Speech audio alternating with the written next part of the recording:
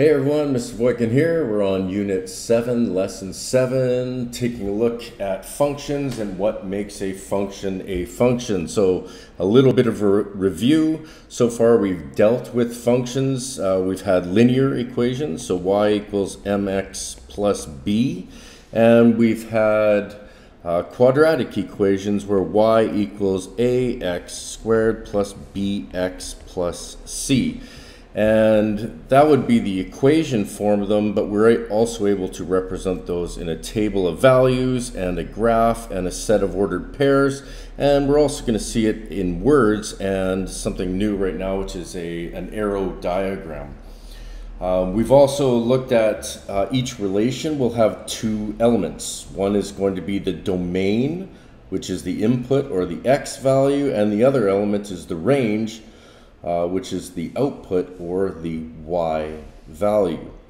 Okay, we're going to move down here to figure out what makes a function a function. Okay, well, when we look right here, it says that this is a multiple of, so whatever is the input is a multiple of the output. So if you follow the arrow, it says 1 is a multiple of 1. Okay, and if we move down to the next input, which is 4, 4 is a multiple of 1, and 4 is a multiple of 2, and 4 is also a multiple of 4. And so we can see that 4 has 3 arrows leaving it. Okay, 1 only has 1 arrow leaving it. Okay, and let's take a look at the number 9. So 9 is a multiple of 1. 9 is not a multiple of 2, but 9 is a multiple of 3. So in this case, 9 has 2 arrows leaving it. And let's deal with the last one, which is 16. 16 is a multiple of 1. It is a multiple of 2. It is not a multiple of 3, and it is a multiple of 4. So the number 16 has 3 arrows leaving the input and heading over to the output. So in order for it to be a function, there can only be 1 arrow leaving the input. Okay, so this one is good, but you can see this one, and this one indicate this is not a function. Now let's move over to the right, and we can see it says the input is a square of the output. So 1 squared is going to be 1. So 2 squared is 4. And in this case, 3 squared is 9, and 4 squared is 16. So in this case, how many arrows do I have leaving? I've got 1 arrow, 1 arrow, 1 arrow, and 1 arrow. So as long as each of these only has 1 arrow leaving it, then this is a function. Okay, so if we move down to this little class exercise right now, it says, how can we tell if something is a relation? On an arrow diagram, the input, which is our x, only has 1 arrow leaving each element. Okay, so now let's take a look at the ordered pairs. So it says complete the set of ordered pairs right here. So if we take a look at what we've got, there's quite a bit. There's 1 and 1, there's 4 and 1, there will be 4 and 2, there will be 4 and 4, there will be 9 and 1, there will be 9 and 3, there will be 16 and 1, 16 and 2, and 16 and 4. Okay, and if we look at the other one over here, I've only got 1 is with 1, 4 is with 2, 9 is with 3, and 16 is with 4. Now on the left side, we can see there's a 1. Are there any more? No. There's a 4. Are there any more? No. There's a 9. Are there any more? No. There's a 16. Are there any more? No. So there's no doubling up of the x coordinates. So this is a function. Okay. Whereas when we take a look at this one right here, 1, is there another x value of 1? No. But when we take a look at the other one, 4, there's 1, 2, 3 4s. And if we look at 9, there's 1, 2 9s. And if we look at 16, there's going to be 1, 2, let me grab a different color there. There's 1, 2, 3 16s. So because there are some doubling up of these x values, we say that this is not a function.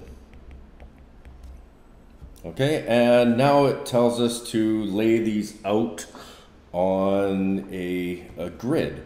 Okay, so I've got, let's just grab a color green, we'll say. I got 1 and 1. I've got 4 and 1. I've got 4 and 2. I've got 4 and 4. 9 and 1, 9 and 3, 16 and 1, 16 and 2, and 16 and 4. So what we do in this case is we do what we call a vertical line test. So I run a vertical line straight up. How many points does it go through? Only 1 point. That's fine. When I go up from the 4, however, notice that we're going through 3 points. Whoa, what was that? We're going through 3 points. When I go up from the 9, we're going through 2 points. And when I go up from the 16, the vertical line also goes through 3 points. So it can only go through 1 point. So this one is okay, but because these ones go through more than 1 point, it is not a function. Okay, whereas if we look at the next one right here, 1 is with 1, 4 is with 2, 9 is with 3, and 16 is with 4. So in this case, if I do a vertical line test on each of these, it only passes through 1 point. Therefore, each one of these tells me that yes, yes, yes, yes, it is a function. So if we come down to this section down here, a set of ordered pairs,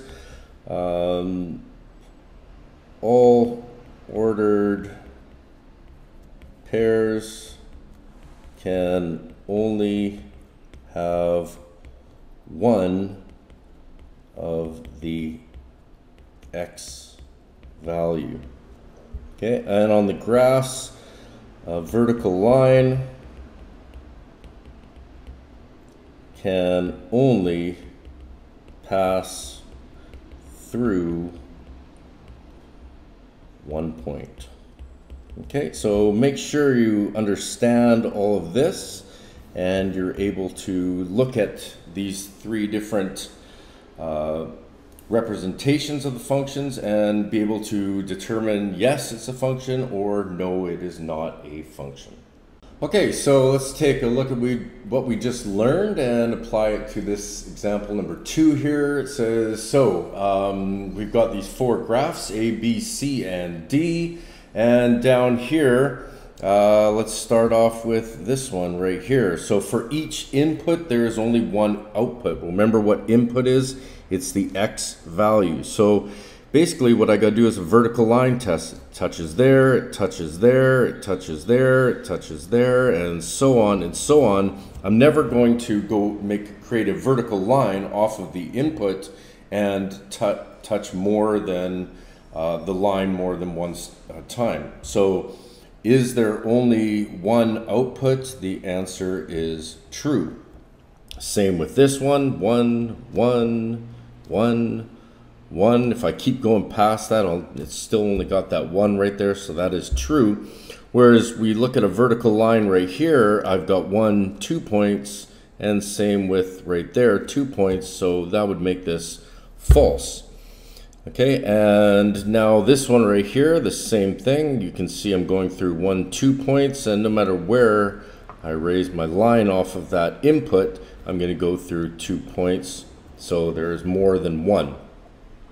The next one's saying for each output. So what's the output? That's the Y. So when I create a line off of the Y, I'm hitting 1, 2 points, 1, 2 points, 1, 2 points. So no, this is not true. There's more than 1 point.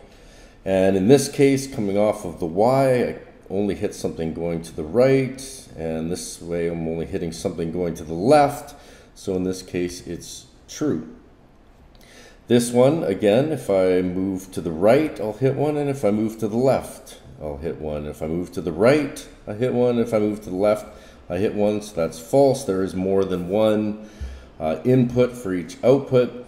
And this one, you can see, is only going to hit it there, and only going to hit it there, and only going to hit it here, etc. So this one is true. And now it's asking the third part right there. We've finished the 1 and 2. We're moving on to the third part, which is it a function? And remember, the only row that matters for that is going to be this first row right here, because basically I want to do the vertical line test, which is coming off of that X line, moving up or down, a vertical line. And if it hits more than 1 point, it is not a function. If it only hits 1 point, it is a function. So essentially, I can just copy this to true, false, and false. Okay, so we're going to take a look at this mapping here again. So if we look right here, it says that the function x produces 1 value of y. And if that's true, it is a function. And in this line right here, it's saying complete the following from the lesson that we did, or the example we did back on the square of. So if you remember that one, it was like this. 1 is the square of 1. 4 is the square of 2. 9 is the square of 3. And this was 16 is the square of 4. So following this example, we'll bring that down to here, and we're looking at this function right here.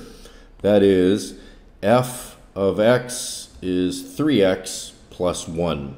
And this is the input side of it right here. And the other side right here is going to be our output. So we're going to be taking a look at those outputs if we use these inputs right here. And because the input is the domain, all of these are the inputs.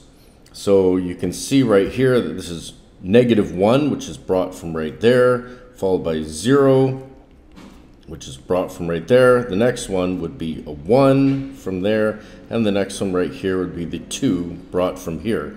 And all we want to do is substitute those values from here into that x in our function. So the first one, 3 times -1 is -3 plus 1 is going to be a value of -3, -2.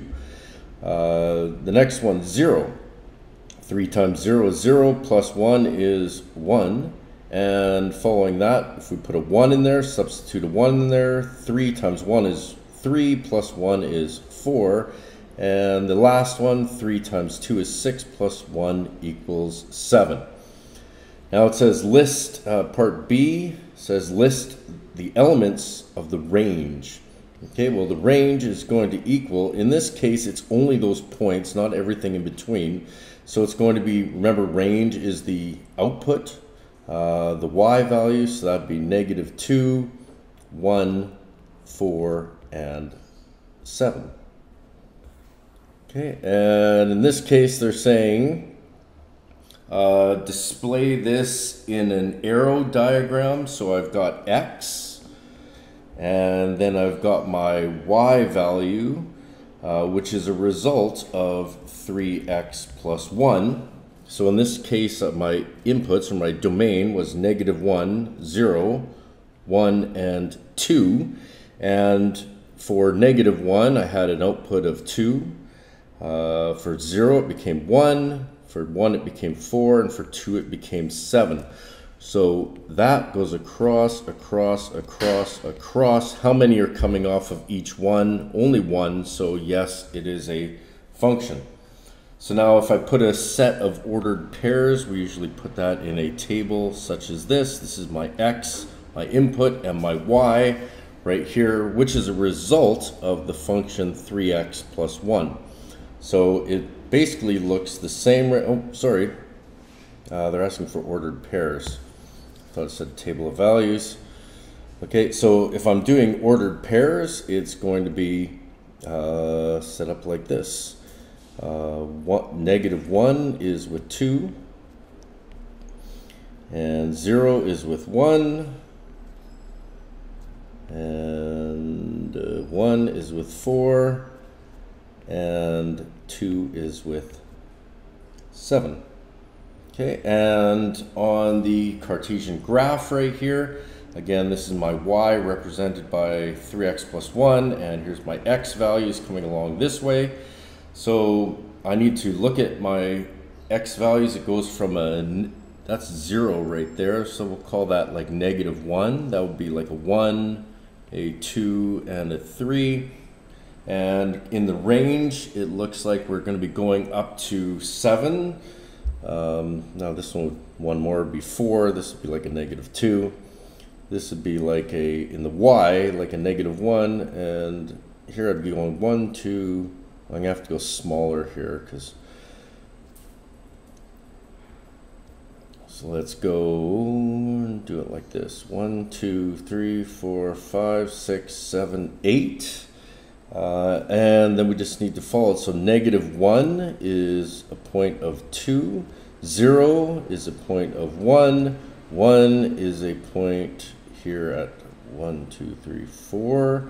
And 2 is represented by 7, like that. Oh, I see I've made a mistake there. This should be a linear graph. So where I've made my mistake right here is that this range should be a -2, which makes this a -2, -1, -2, which puts that down there. Good, that keeps us more in a straight line like that. Okay, so you should be able to recognize that the equation y equals 3x plus 1 is linear. Okay, so it's raised to a power of 1. This is a linear equation, so it should make a straight line. And as soon as I saw that extra point that was up here, I realized that I made a mistake. Okay, so you've got to keep all those things in your mind while you are doing this. Okay, looks like that's it. So we are done this unit, and now we have the assignment, which is going to be on page 459.